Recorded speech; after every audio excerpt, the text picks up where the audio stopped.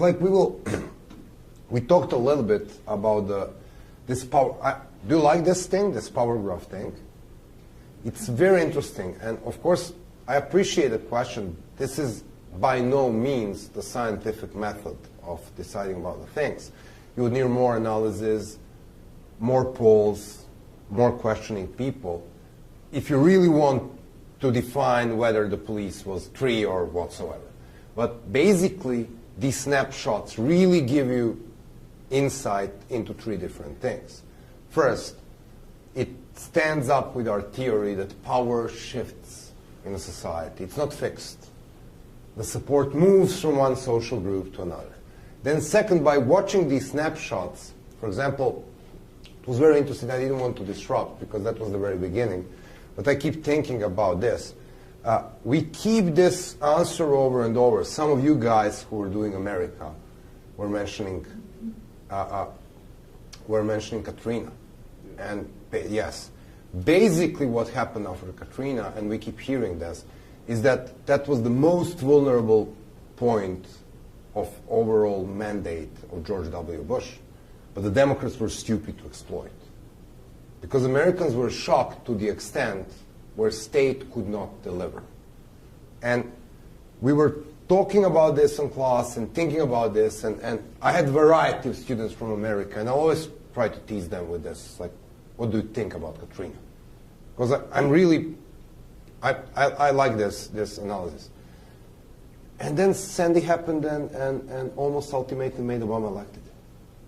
Because the response was as expected. This is very, very interesting issue.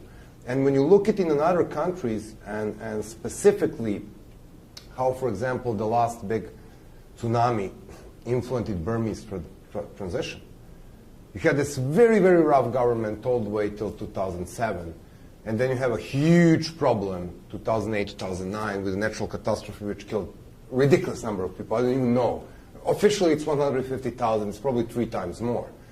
And then the generals were absolutely incapable to deliver.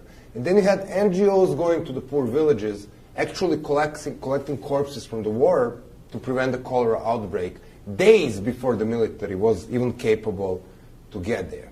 And this is one of these. This is where Tien Shan actually pushed his idea of decentralization, because his major argument, the reformist general in Burma, was that, I mean, this is the clear proof that the centralized government cannot respond even to the catastrophe.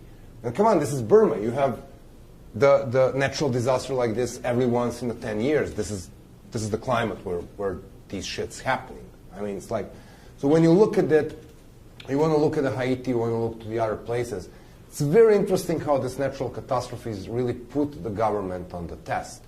And this is yet another proof that in many, many cases, these movements, if they are working under the conditions of harsh oppression, can find their social space on non-political issues. These are non-political issues. You go there, you help people. So when you look at the local situation. So beware and look at it. We will spend next hour or so talking about the two things. And I'll try to introduce you into 2 more concepts in nonviolent struggle. And we'll do one of these, the methods tomorrow, and do the variety of stuff. So what we are going to look at is that mechanisms of change. And we want to look at how the mechanisms of societal change and how these mechanisms the movement use are very much alike things we know from our common life. Okay, so this is where we are going to look into the 4 levels of the things the movements can do, the lobby groups can do, but also 4 things the people can do. This is the graph we are going to explore now. And I really love putting this into the traffic signs, because that's a very easy way to understand. So first thing, when you have a problem in the society or have an issue in the society, or you really want to achieve something in your life, is to use the mechanism number 1. And there are level after level. So the first one is very easy, and this is the mechanism of the conversion. So you have an issue, or you want to change the stuff, or you have an attitude, and two of us, we talk. And like by the power of your arguments, I somehow persuade you to take my stance. Like probably some of you guys entered this classroom, or I know a bunch of the people entered our presentation in Council of Foreign Relations last month because it's full of hawks, with this genius idea that bombing countries has to do something with a democratic change. And then you show them power graph, and then you give them the blunt example of 9/11 and how hitting the country from the outside actually make people rallying around the leadership. And then if it doesn't work, you show them numbers and polls, like the Bush rating was the biggest after 9/11, Milosevic rating was the biggest up during the bombing. I mean, these are facts. And then, you just tell them, okay, it's like 10 of us, we may disagree about every single issue, but if there is a bear in front of this door, we'll find a way to get rid of bear. And then, continue arguing on whatever issue. And then because my arguments are very healthy, you may be converted to my point of view. So the conversion is a mechanism where you shift your point of view or your behavior willingly. I somehow persuade you to shift your point of view. In nonviolent struggle, there are so many. Every day, the different political parties, they will sit down, they will talk about the taxation, they will find ways to avoid fiscal cliffs of this world, blah, blah, blah. So conversion is a simple method, and it's all the way around us. And then you have the different groups, and they would lobby for, cleaner technologies, blah, blah, blah, blah. And you will find every single time decision makers being converted from one point of view to another. This is a very common thing, and it happens in everyday life very often. Unfortunately, when we talk about the political space or the political power, people don't change their views or attitudes so easily. So sometimes movements need to use step 2, which we call accommodation. Accommodation differs from the conversion because you need to perform the small irritation. You need to do something small, a small protest, a small petition, a small acts of resistance, a small dilemma action, a small mocking activity, a street theater, a poster. And then you somehow irritate your opponent. So what is happening in an adjustment or accommodation, however you call it, is that your opponent doesn't change the point of view, but he does what you want him to do. You understand? Anybody here having a small brother or sister or son or daughter? Okay, it's Sunday afternoon. And your little sister wants to go to watch this stupid movie in the cinema. And this is your only free afternoon, and you, of course, have completely different plans. And then it starts doing like, B, I want to go there, I want to go there, I want to go there. Kids are masters of accommodation. So you end up watching the stupid movie without wanting to. You still don't want to watch the stupid movie, but you end up by watching this movie. So this is accommodation. So depending on what you want to achieve, you would pick different methods. That brings us to the place number 3. Sometimes your opponent doesn't want to accommodate. He wants to continue struggle. But you, in a nonviolent means, coerce the opponent to do what you want to do. This is the story Slobo told you. October the 5th, Milosevic lost elections. He didn't want to recognize that he lost elections. There was a general strike in the country. He didn't give a shit about the general strike in the country. There were 1 million people in front of the parliament. His great idea was to call upon the chief of staff of the military to tell him that the tanks should go on the street. There was only one problem. There was nobody out there to pick up that phone. So he wanted to continue struggle, but you took the pillars, and there is no way he can continue struggle. And if this doesn't work, the next step is disintegration. So you destroy the system. You collapse the pillars. What you don't want to do in nonviolent struggle is disintegration. Because the only way to smooth transition is by maintaining the structures of the state. You can't have smooth transition if you destroy the whole building. So the big problem with nonviolent movements is sometimes they get very thrilled by eating a sweet donut of having millions on the street, and they just push too hard. And then the system collapses. What basically happens when the system is linking between the coercion and disintegration is that military steps in. Because when the government is rolling on the street, the military has the best excuse in the world to preserve law and order. Guess what? Military is not the organization bestly designed to run the country. And they sometimes recognize that they really like their new shoes and stay there for decades. There were several examples of this in the history, especially in Africa now. So when you look at these mechanisms, you can really maintain this stuff. And there's this awful example, which I keep repeating, and it came to us by a very good friend of ours, Bob Helvey. He spent years training people in Burma after he retired from the military, and he was always giving them this example. So let's assume we have a small rock band in a Burmese campus. And of course we are students and we are poor, and we go to this owner of the store. And we say, listen, we have this cool rock band, and if you just give us the 4 lovely white shirts, to dress up on a stage, you will become our main sponsor. We will advertise, we'll tell everybody how good shirts you sell. And then one of us has a father who works in the mayor's office, so he will write a letter there. And there is somebody with a skill to write a news article, and then we will advertise your news. So it's in your best interest to give us this shirt, so you refuse. So once we come tomorrow, then the story is completely reversed. Now we say, there is absolutely no way that you keep selling these shitty shirts to the students because they are very bad quality.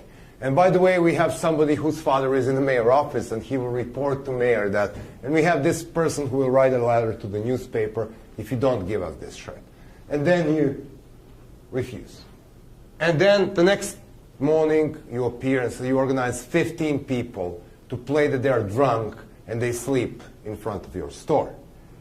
And there will be people coming in, they will take the medium-sized jeans, they will take them to the clothing room, and then they will mix them with the large-sized jeans. So we'll need to employ another person to clean up the mess. So this is coercion. So when you look at the variety versions of this, you can see how this mechanism is going on. But what is very important in nonviolent struggle is A, know what you want to achieve. If you can achieve something by conversion, don't go higher than that. And then know what your opponent is ready to accept, because the art of nonviolent struggle is picking the battles you can win, not going for something you can't achieve. So these are basically the 4 elements, 4 mechanisms of the social change, and you will find them very similar to those whom you are often using in your everyday life. So now, the second part of this story is the story of tactics. And who is this woman?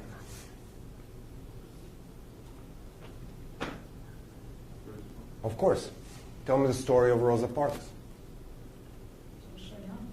Yeah, that's what threw me off. I was like, it kind of looks like her, but she's not great. She refused to get out of the white section of the bus. And She refused to get off the white section of the bus, yes? And? she was arrested, She was arrested, and? and it led to bus boycotts, Okay. Which was one of the main tools to end up with the segregation. Now, let's examine this lovely little thing. So, when you talk about it and when you hear about Rosa Parks, it seems like the single heroic act of resistance. Now, question number 1, why this tactic is so clever? Which one? The boycott? Basically, boycott or refusing to stand up. I mean, nonviolent. it's nonviolent. Is there special requirements you need to do it? No. Coming to the age or education or whatever, sex? No. So, anybody can do it.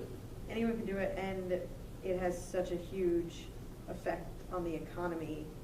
and the people who were still getting money despite the fact that they had segregation all of a sudden. Of course, but I mean, why do you think these people didn't boycott the Cartier stores?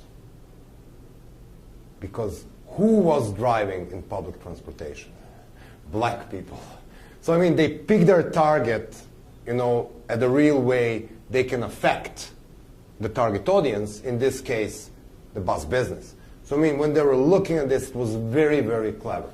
And really, half an hour spent on watching this fantastic Force More Powerful will really make you dig a little bit into a guy called Jim Lawson, who was one of the trainers for this movement. And aside of the fact that we all know and love Martin Luther King, these were the guys who were really bringing this struggle to the small places and really training people how to deliver. And yes, Jim Lawson also had mustaches. It's another very important point of view. So this is one of the examples. And what is very interesting with this story as well is that you see, yes? I think it's interesting that we all assume her to be this little old lady, and that story is never corrected. And I don't know at what point the story shifted from this courageous, young, trained activist to the evil little old lady who take us to the back of the bus. But it's This is super because perception is reality. Right, perception is reality. So we all think, oh, it's this little old lady who can't make it, when in reality it's any of us who... Of course, but it is also very, very well-built perception, because if this little old lady can do it, then anybody can do it. This is the very important point. It's like when you're picking a tactics of nonviolent struggle, you really want something where people, we were discussing yesterday this problem with Occupy Wall Street. It's minus 9 degrees centigrade in New York. It's freezing, freaky cold. There is nothing in the world which will make me camp in Sukoti Park now. Absolutely nothing in the world. So please give me something I can do. I mean, find a tactic for me which can work for me, which can work for, employed mom, which can work for a committed student. I mean, find something I can do. And yes, I mean, if you tell me that the owner of the P Metro line is particularly bad son of a bitch affiliated with evil banks, then I can avoid using the P Metro line. I mean, but I can do that. I can find an alternative. I can drive car. I can walk. I can drive by bus. I can hit this specific target and still get away with it. So this is why this is so important. And what is else very important thing? You were just explaining how the story was going. What do you see in this set of tactics? It's escalation. So you start with a small thing which is called symbolic public act. I refuse to stand because the white man must sit. And then I go a little bit more, so I shift from symbolic public act of protest into non-cooperation. And then I build a huge non-cooperation campaign so the people boycott buses. And then from doing something symbolically in public, I'm immediately targeting the very financial foundation of Miami. So it's like this sequencing of tactics is the way the story of stairs. So you do a little thing, and then you inspire people, and then more people do it. And immediately you have enough people to really shake the tree. But you don't start by inviting 2 million people to boycott buses. You start with one little lady. So we were talking yesterday about the history of nonviolent conflict, and just for the record, 1521, Martin Luther King did a variety of tactics. The combination of displayed communication, coming out with a clean vision of tomorrow, hitting the symbolic public act, putting it in front of the church door, and very good advertisement because he was hitting the place where every single believer will pass. So it was very well displayed. Boston Tea Party, symbolic strength in hitting the tea, also economic part in destroying the property and hitting the Great Britain with taxes. And it's like when you look at the overall movement, it's like, can I deny you more than you can deny me? So if we, the Brits, are up to keep up with the colonial power in New England, what is the cost? And if the cost is that there is no income from tea, there is no income from wheat, there is no income from beer, and you need to fund thousands of soldiers just to sit there, then this thing doesn't pay off. It pays you off better to withdraw your goddamn troops from there. And this is basically the game. Can you deny your opponent more than he can deny to you? Attacking the economy seems, or hitting them monetarily seems to be the most effective. Absolutely, in so many different cases. The funny thing, I love the point that you said it. The funny thing is that it never grabs the media attention. This is so unsexy for cameras. Cameras love thousands of people who yell and basically lose their time in yelling. These big tactics of concentration. So you will look at these stuff and you look at the history of nonviolent struggle, and then you can go all the way 1954, protest prayers. Why are protest prayers such a cool thing?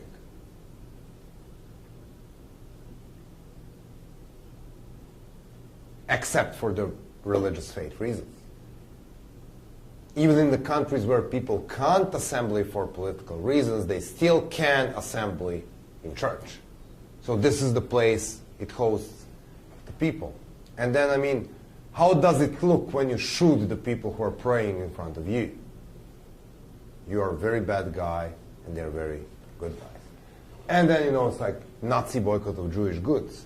Before smashing the heads of the half of the world, Hitler was very skillful in using methods of nonviolent struggle, specifically propaganda. He was the master of radio and television. And before the Jews were really hit hard, they were hit economically, and there was introduced the boycott of the Jewish stores and Jewish goods. Of course, Montgomery bus boycott, the American Civil Rights Movement, we are talking about the large effect of the social and economic non-cooperation. So have you heard about this thing? It's Nestle boycotts. It was in the 70s or 80s? Yes. Contaminated milk? Baby formula. Baby formula. This is the lovely company called Nestle, producing lovely sweet chocolate, was producing a particularly bad baby formula, which is basically the long-standing powder milk for infants.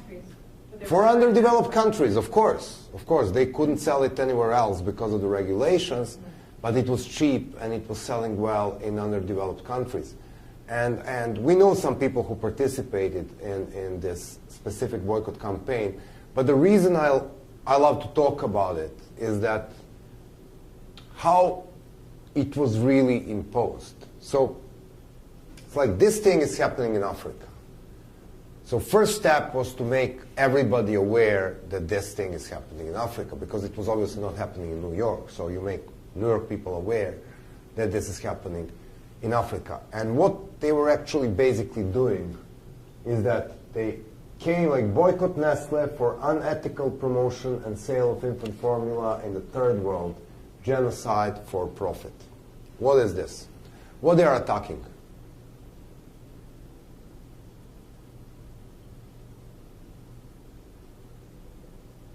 Why is this problem for Nestle? It's linking them to genocide. That's how they choose the word. But what's really interesting, are they hitting Nestle in Africa? No. I think Nestle really. They hear Nestle where they sell most, but even more important, where is attack targeted?